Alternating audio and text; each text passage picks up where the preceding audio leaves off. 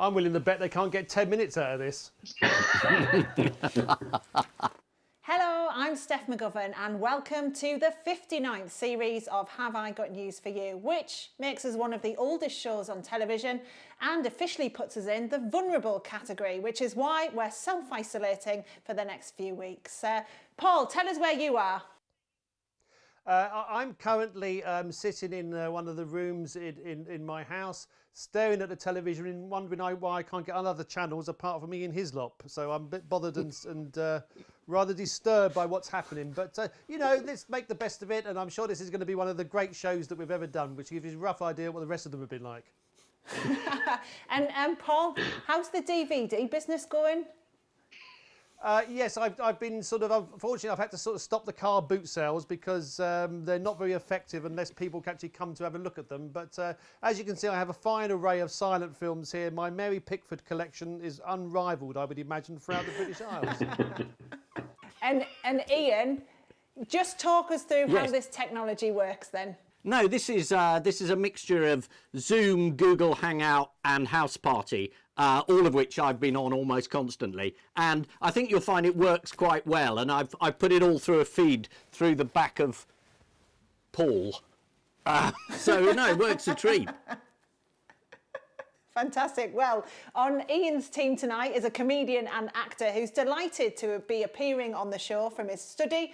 Otherwise, he'd be downstairs homeschooling his 5 kids. It's welcome to the show, Miles Jupp. Hello, hello. And on Paul's team, a journalist and writer whose first book, Difficult Women, A History of Feminism in 11 Fights is, and I can spot it now very prominently behind her on the shelf. It's Helen Lewis. Hello. Right, shall we get on with it then? Yes, why not, as we're here? In the news this week, following the cancellation of several high-profile sporting events, the All England club put measures in place to ensure this year's Wimbledon can go ahead.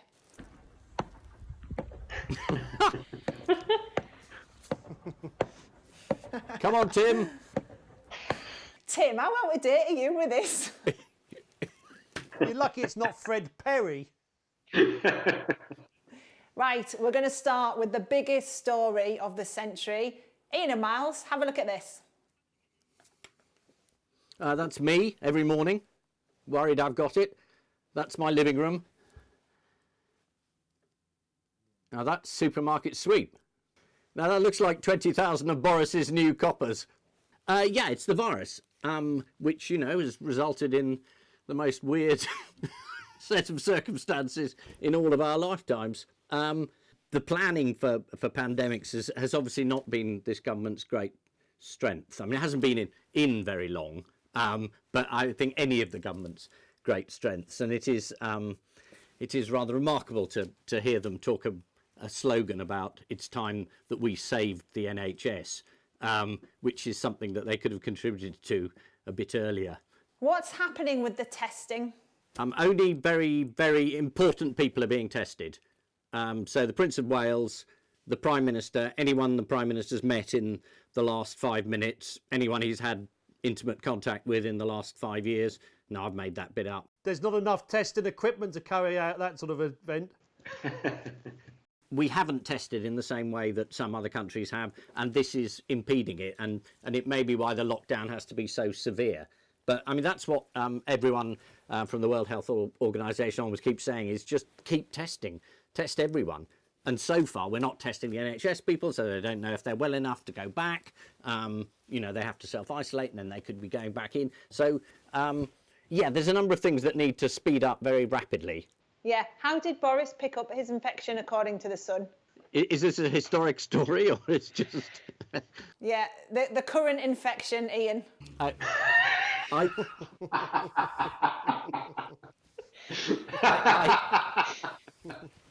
I think The Sun has taken a long, hard scientific look at it and decided it was Barnier.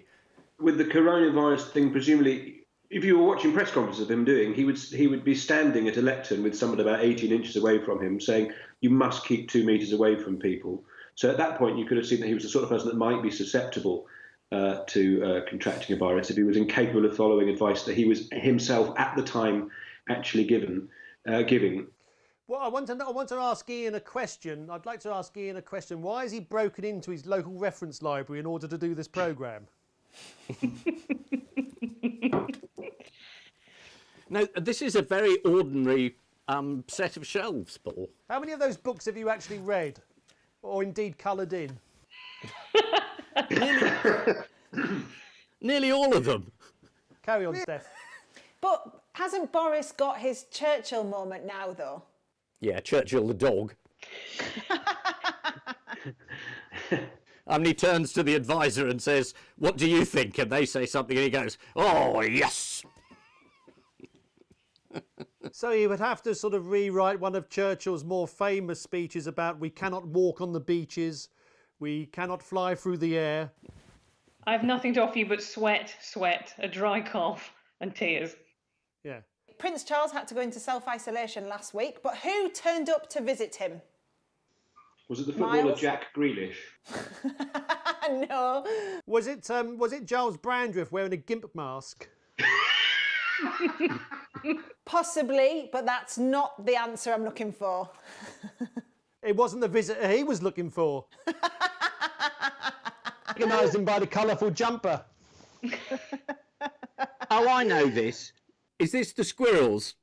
Yes, red squirrels. They used to come up to his window at Balmoral, and according to the Mail on Sunday, Charles sat there waiting with his nuts on the table. Must have been wearing a kilt. He's not at Balmoral, which isn't rhyming slang. It's an estate. Yeah, but his nuts are on the table in Balmoral. In a glass jar. What do the people want according to the Mail on Sunday? Oh, sorry, who do the people want according to the Mail on Sunday? What do they want is a lot easier at the moment. Bog roll, eggs, chopped tomatoes would be nice. I can do you a shopping list if you like. Frosties. Have you seen any Frosties anywhere? There's evidence that people are beginning to lose patience, but with the prices that people are being charged in some outlets, have a look at this.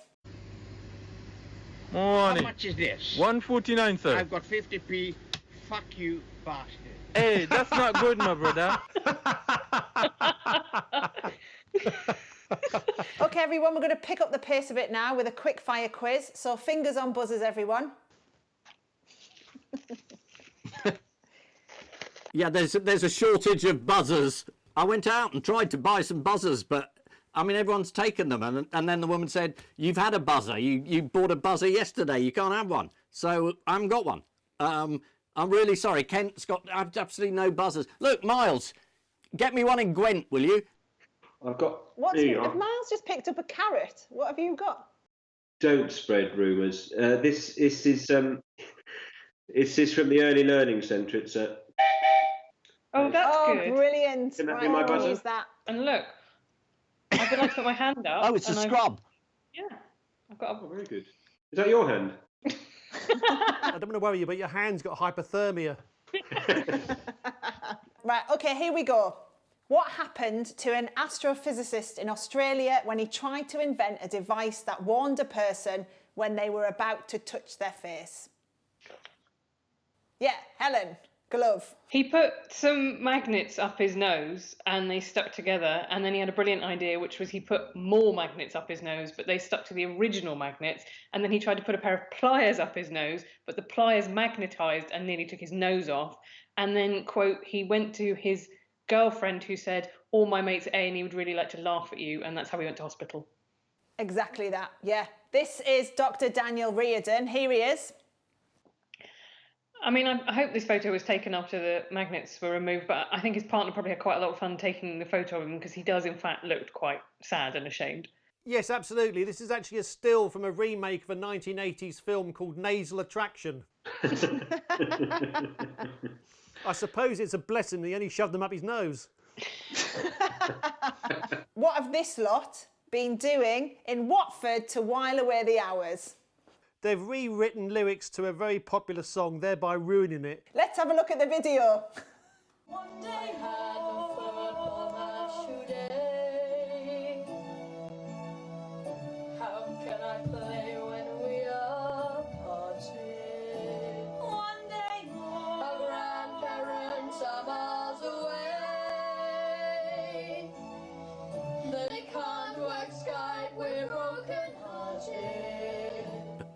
Yeah, they're Dreadful. from Watford. Absolutely dreadful. It's the... Appalling. Paul, Absolutely appalling. I don't think Paul's coping well with this lockdown, are you, sweetheart? Well, They're poor neighbours. for a kick-off, I can't believe their grandparents can't work Skype. I bet that's just what they've said. I'm very worried by you, Paul. Why are you worried about me, Ian? Well, I mean, they keep discovering a lot of new symptoms. I mean, people have no taste, which, I mean, the shirt is pretty clear. But, I mean, being a really miserable bastard, I mean, I didn't know, but I'd get yourself tested. You're calling me, you're surprised I'm a miserable bastard. You're the man who's been mentoring me for the last 30 years. Just before the country went into lockdown and Paul lost his shit, how did hairdressers manage to keep a sensible distance from their clients? They trained robots with 100-foot long arms to shave sideburns through open windows. And skylights. Well, that's the thing, actually, about hairdressing. I mean, in 3 months' time, it's all going to be like the 70s, isn't it? Everybody's going to have really long hair. You know, it's all going to look very untidy. You know, people will do their own individual eyebrows, but in terms of what's actually on our head, I mean, Ian will be, well, most of us, it'll be a problem. Let's have a look at a couple of examples. That's very clever. And here's another one. Yes, this is the news that the Grand National may have been cancelled, but we can instead watch the 4 horsemen of the apocalypse racing for the finish line. This whole situation is batshit crackers, and ironically, eating them is how this whole thing started. Several well-known people have contracted the virus, including Harvey Weinstein. What a rotten year he's having. You know, he's only just recovered from whatever put him on the Zimmer frame, hasn't he? Of course, there's been plenty of other news around. Paul and Helen, I'm sure you won't have missed this one. Have a look. I bet that's one of those heartwarming stories about animals that are inexplicably friends with each other, except I don't think the basset hound is a natural predator of the chicken. This is the news that a basset hound has become best friends with a chicken. Let's try and pick the nuggets of the story. Well, according now. to who? Does the chicken say it's his best friend, or is this the basset hound just boasting about his social circle? Would you like to see another picture of the two of them? Here they are next to some sun loungers. The chicken looks more into it than the dog, I would say. But then there could be one of those sort of yin and yang couples. You know, I mean, we all know people who are delightful but have unbearable partners. But the basset hound does look particularly miserable at times. But maybe that he doesn't photograph well. Meanwhile, what's a herd of mountain goats been getting up to in Llandudno? Window shopping. They've been lots of them, yeah, in London. They're sort of shy creatures normally, and but because the streets are empty, they've suddenly just sort of sashayed into town like a sort of gang of Hell's Angels, and they've got the run of the place. They're having a tremendous time. I think they don't normally come into town because they find it hard to park. And anyone who's worried about how close they are to each other, don't be, because they've developed herd immunity. Oh, yeah. It's all the fault of the nanny state. Oh. Also, this one.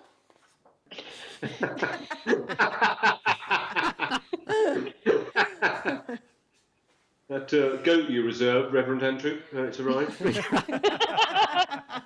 They often come down off the nearby headland of Great Orme, but have been exploring a bit more widely thanks to the lack of cars and people. And to be honest, like many of us at the moment, they probably just wanted a break from the kids. No goat pun unturned in this round. The goats on the streets are an amazing sight because for hundreds of years, they've been too frightened to cross the bridge. Trolls. I thought you said tolls. I thought it was a really good Severn Bridge joke. Goats, of course, will eat anything, much like the rest of us in 2 weeks' time. What do you mean 2 weeks? Eggs? Chopped tomatoes? Ian, you seem to be rather obsessed with the notion of chopped tomatoes. Are ordinary tomatoes not good enough for you, or do they need to be chopped? I've got no one to chop them. And so to round 2, the picture spin quiz. Yay! If you could just rotate your televisions for this, here's the first one. Beep. Buzz. Yes, that's Jeremy Corbyn waving goodbye as his tenure as leader of the Labour Party is coming to a close. His watch is facing the wrong way, but he's saying goodbye, having sort of lost heavily at the last general election. Yes, this is the very bad news for the Conservative Party that last week Jeremy Corbyn stood down as leader of the opposition. What did Corbyn finally admit to last week? Ian? He admitted that he'd been right all along and that the country was now in a perfect socialist state in which the government paid everyone's wages, there were police on the streets arresting you for going outside, and it was what he'd always wanted. It was a pity it had taken a virus to do it, but apart from that, he'd been absolutely right all along. How did Corbyn sign off his last PMQs as Labour leader? He sent a letter to Boris Johnson which outlined his 5-point plan for what he thinks Boris Johnson should do, but there was only one problem with it. It had 6 points. Well, he's not the only one in the party who can't count, is he? No. Oh, someone's Anyone entered else? Miles's house. Oh, sorry. Yeah, I Was think someone's moving furniture. Yeah. I'll find out when this is over. It's the bailiffs. What will we all remember about Jeremy Corbyn? The number of people who wouldn't let him finish? Probably when he did this. Private rented, poor lives. Why are you remaining neutral? Can I finish, please? Areas that have different views on it, as indeed... So you bring Brexit voices in? Can I finish? Thank you. I think we've fought a very good piece of opposition to what the government's been doing. Leave voters, Jeremy. Leave voters may argue that they are betrayed. Can I finish, please? I think you have. With everything that's going on in the world, this is the story that's dominated the front page of the Morning Star. Jeremy Corbyn says the government's unprecedented financial bailout proves that he was right. Really, I don't remember him predicting a worldwide pandemic because some bloke in China ate a mongoose. Also, still in the race are Rebecca Long-Bailey and Lisa Nandy. Really, though, I thought they'd shut all the Nandys. Here is the next one. Anyone know what this story's about? Is this the story about scientists being able to read from your brainwaves what it is that you're thinking? Which wouldn't be that hard at the moment because I'm basically only thinking about what the next snack I'm going to get from the fridge would be. But I think they managed to do it for about 25 to 30 words they can read. Yeah, this is the news that a new piece of artificial intelligence can turn brainwaves into words. So in the future, we might be able to read each other's thoughts. So what's the point of that then? Did I just hear a cow moo then? No, well, one of our brainwaves was mooing, and you just kind of ascertained it. I've got a cow in the room with me because milk deliveries around here are a little bit uncertain at the moment, so I'm basically squeezing the... No, I'll leave it there. Why have they invented this? So if you've got friends who mumble, you don't have to keep saying, what? You can just work out what they mean. A lot of my friends have bought them, actually. Scientists at the University of California insist that it's been invented for therapeutic reasons rather than to read people's thoughts. So when one journalist suggested it's not really as exciting as it first sounds, the scientist replied, "No, you're probably right."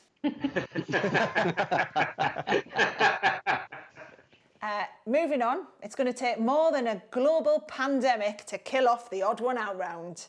So just one between you this week. Your four are Vladimir Putin, Princess Beatrice, Mr. Motivator, and Daniel Craig. 3 of them are former KGB agents. Ah, but which 3? Well, Putin's famously, Mr. Motivator was the 6th man. I don't know if that's public knowledge yet, but you're welcome. And Daniel Craig was part of the Browder network. She, of course, is apolitical. Buzz. Princess Beatrice's wedding has been postponed because of the virus. Putin has postponed his latest move to become president for life. The James Bond film, the next James Bond film, has been put back to November. And Mr. Motivator, I've got no idea, has lost his motivation, so he's the odd one out. Mr. Motivator has regained his motivation because he's back on TV. They've all had their plans postponed, except for Mr. Motivator, who had no plans but now has a new job. So what's Mr. Motivator's new job, Helen? If you think that Joe Wicks is a bit kind of clean cut and wholesome for you, then Mr. Motivator will do it in smaller lycra and with more innuendo. No, have you not seen he did a manoeuvre called Ride the Horse, which was really not what I wanted at 9 a.m. in the morning. Did he not ride well? No, it was very poor forming, actually, now you mention it. I don't know about the rest of you, but I always like a bit of dressage in my pornography. It's something else to look at when you... I mean, Makes a change from all the dog shows. Yeah. exactly.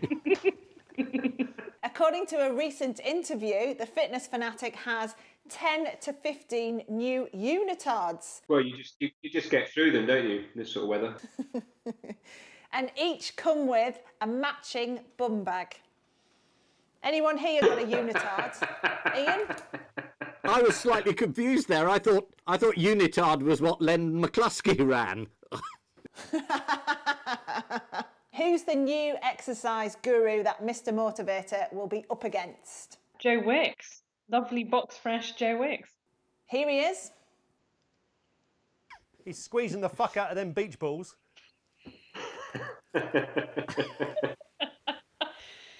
Was he in Poldark? No, he wasn't. No, he's just a fitness guy. Oh, right. Not everyone with abs is in Poldark, Ian. Yes, some of us are resting.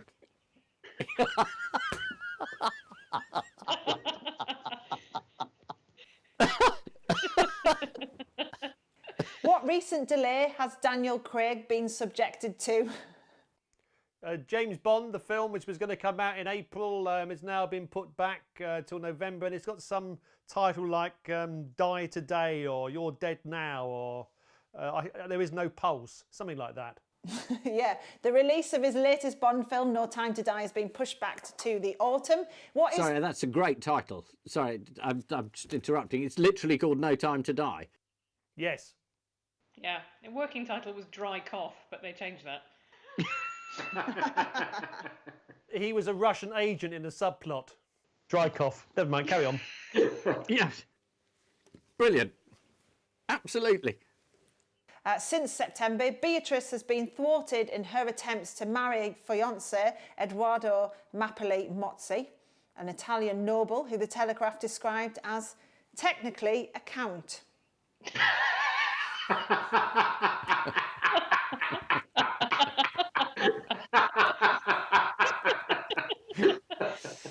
This is the fourth time that Princess Beatrice's wedding has had to be postponed, leading to mixed feelings for Prince Andrew. On the downside, his daughter's wedding has been postponed, but on the upside, there are no longer any flights to America. Time now for the Missing Words round, which this week features as its guest publication, Toy Soldier Collector, the magazine for toy soldier enthusiasts. Each reader gets a weekly pull-out. That's a couch their wife makes up for them to sleep on. And we start with, my miniature what upsets a surprising number of people? Sense of what actually constitutes 2 metres. I know. My miniature tribute to the Weimar Republic. Very close. My miniature collection of Nazis attending the Nuremberg rally upsets a surprising number of people. This is, of course, an article from the Toy Soldier magazine about the darker side of military miniature collecting. Here are the pictures. Here they are.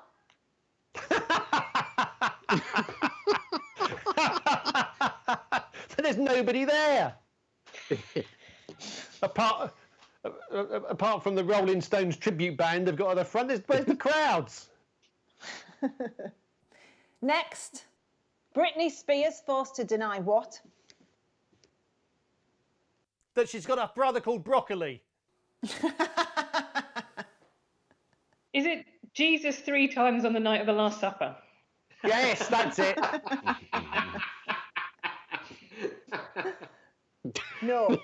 Britney Spears forced to deny she can run faster than Usain Bolt. This week, Britney Spears had to deny that she could run faster than Usain Bolt after accidentally claiming to have run 100 metres in 6 seconds. Way to go, Britney. And lastly, Phantom vegetable thrower in Devon, what? Replaces Ocado deliveries.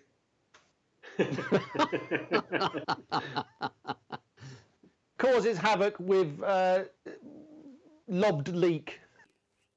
If the phantom vegetable thrower in Devon is a real turnip for the books. That was worth staying in for. Yeah. It's worth going outside for. Right, Blimey. the answer. Phantom vegetable thrower in Devon sought by police because one Swede hit the windscreen of a police armed response patrol car, which left the occupants feeling fine but annoyed, making it the second most annoying Swede for drivers after Greta Thunberg. Right, the final scores are in. What are they before I announce them? Miserable bastard 1. Paul 2.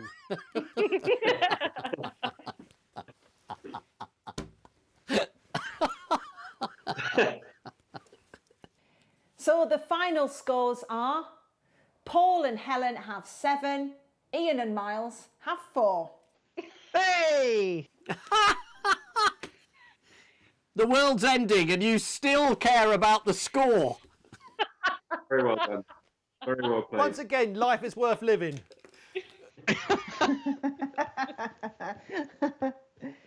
But before we go, there's just time for the caption competition. I don't suppose you've got any chopped tomatoes. No, it's just the way my trousers are hanging. On which note, we say thank you to our panellists, Ian Hislop and Miles Jupp, Paul Merton and Helen Lewis. And I leave you with the news that, despite the curators going to great lengths to keep it a secret, many people at the National History Museum press launch are guessing that the new exhibit might be a dinosaur.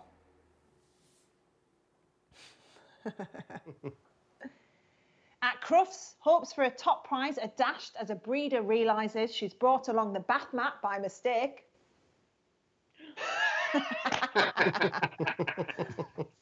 And one dissatisfied expectant father returns to the outlet where he bought his faulty condom.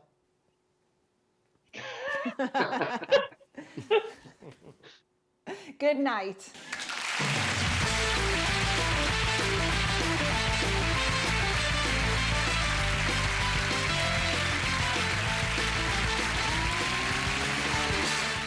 And we're back next Friday with Have I Got News for You at 8:30. Next here on BBC One, Peter Kay presses shuffle on some of his best comedy moments. And if you want an insight into what goes on here at the BBC, lose yourself in the hilarious W1A. It's streaming now on BBC iPlayer.